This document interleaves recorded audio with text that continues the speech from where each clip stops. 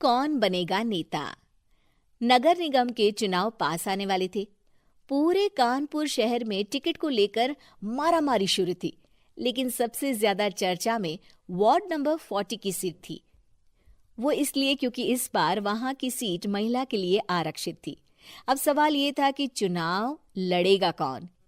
इससे पहले ठाकुर साहब वहां से पार्षद थे और इस बार उन्होंने अपनी पत्नी सीमा ठाकुर को टिकट दिलवाई और ठाकुर साहब की शान के कारण सीमा जी ने 20,000 वोटों से चुनाव जीत लिया। अरे बधाई हो सीमा भाभी, अब तो आप वार्ड की पार्षद बन गई हैं। अब तो हमारे काम आप ही करवाएंगी। अरे ये तो सिर्फ नाम की पार्षद बनी है, वो तो महिला सीट आ गई, वरना पार्षद तो मुझे ही बनना था। अब भले ही चेहरा इसका होगा, लेकिन पावर तो मेरी ही होगी। अरे वाह भाई साहब, क्या दिमाग लगाया है आपने भी। आइए आप लोग, खाना लगा दिया है सबके लिए। सीमा जी पार्षद बन चुकी थीं, फिर भी उनकी एक ना चलती। सारे काम ठाकुर साहब खुद ही संभाल लेते और जहां जरूरत पड़ती वहां सीमा जी का अंगूठा लगवा लेते। सीमा जी ज्यादा पढ़ी लिखी भी नहीं थी। एक दिन ठाकुर साहब और सीमा एक प्रोग्राम में जाते हैं। अरे ठाकुर साहब, आप आ गए। ओहो, पार्षद मैडम भी आ गई हैं। स्वागत है आप दोनों का। लगता है हमारे पार्षद फंड का सही इस्तेमाल हो रहा है। चलिए अब उद्घाटन करते हैं। ये लीजिए ठाकुर साहब कैची, आप ही सबसे पहले प्रवेश कीजिए। सब लोग आगे निकल जाते हैं और सीमा जी पार्षद होने के बावजूद भी पीछे खड़ी रह जाती हैं। वो देखती हैं कि वेलकम बोर्ड पर उनका नाम है, लेकिन महिला होने के कारण कोई उनका सम्मान नहीं कर रहा। अगले दिन एक आदमी उनके घर आता है। अरे ठाकुर साहब नमस्कार। कल ना हम नोटिस किए कि हमारा घर तो अवैध है और नगर निगम वाले उसे तोड़ने आ रहे हैं। अरे कुछ कीजिए ना ठाकुर साहब। देखो भाई, मैं तो ज्यादा कुछ कर नहीं सकता, पर अगर तुम सबकी जेब गर्म कर दो तो कुछ हो सकता है। कुल मिलाकर 4 लाख लगेंगे। अरे 4 लाख ठाकुर साहब? अरे भाई, मैं अपने लिए नहीं मांग रहा हूँ। दरोगा है, इंजीनियर बाबू है, बड़े साहब है, सबको देना पड़ता है ना थोड़ा थोड़ा। बोलो है मंजूर? तभी वहां अचानक सीमा जी आ जाती हैं। अरे ये आप क्या कर रहे हैं?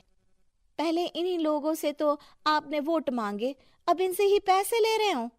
अरे चुप रहो तुम, तुम्हारा काम है सिर्फ अंगूठा लगाना, तुम वही किया करो। मुझे दूसरे काम तुम मत सिखाओ, समझी? और तुम ना जाओ, अब पैसे लेकर आओ, वरना जेसीबी किसी भी वक्त आती होगी। सब कुछ ऐसे ही चलते रहता है। एक दिन सीमा जी और ठाकुर साहब को एक लोकल मीटिंग में बुलाया जाता है। वहां पर कई और अधिकारी लोग भी मौजूद रहते हैं। अब मैं चाहूंगा कि ठाकुर साहब हमारे बीच 2 शब्द कहें। मेरे प्यारे भाइयों और बहनों, आज मेरा सौभाग्य है कि मैं आप सबकी सेवा दिन रात कर पा रहा हूँ। आपने मेरी पत्नी को भारी मतों से जिताया है, इसलिए मैं आप सभी का शुक्रगुजार हूँ। मैं आप सबसे वादा करता हूँ कि हमेशा की तरह हमारे वार्ड में किसी को कोई तकलीफ नहीं आने दूंगा। सभी लोग तालियां बजाने लगते हैं। अब मैं माननीय पार्षद मैडम को स्टेज पे बुलाना चाहूंगा। अपने नाम को बुलाया सुनकर सीमा जी एकदम चौंक जाती हैं। उन्हें बिल्कुल उम्मीद नहीं थी कि इतनी बड़ी जगह उन्हें मंच पर बुलाया जाएगा। जैसे तैसे वो मंच पर चढ़ती हैं। ऊपर जाते ही सीमा जी को सारी पुरानी बातें याद आ जाती हैं कि किस तरह उनके पति उन्हें कभी भी आगे बढ़ने नहीं देते और उनके नाम से गलत काम करते हैं। वो बोलने लगती हैं। मैं आपके वार्ड की पार्षद सीमा हूँ। आप में से बहुत कम लोग ही मुझे जानते होंगे, क्योंकि इससे पहले मुझे कभी ऐसा मौका ही नहीं मिला। सारे मौके मेरे पार्षद पति यानी आपके ठाकुर साहब ही लेते रहे, लेकिन आज ये मौका मुझे मिला है तो मैं इसे ऐसे ही नहीं जाने दूंगी। मैं आपको ये बताना चाहती हूँ कि आपके ठाकुर साहब मेरे नाम की आड़ में गैर कानूनी काम करते हैं, जिस पर अंगूठों के निशान मेरे होते थे। इसीलिए मैं अपनी गलती मानती हूँ और आज अपने पद से इस्तीफा देती हूँ, ताकि आगे से कोई गलत काम ना हो पाए। अब फैसला आप सबके हाथ में है कि आप हमें क्या सजा देना चाहते हैं। सीमा जी की बातें सुनकर ठाकुर साहब के चेहरे का रंग उड़ जाता है और वो शर्म से मुंह नीचा करके वहां से चले जाते हैं और पद से इस्तीफा देकर ही सही सीमा जी अपने आप में आत्मविश्वास महसूस करती हैं।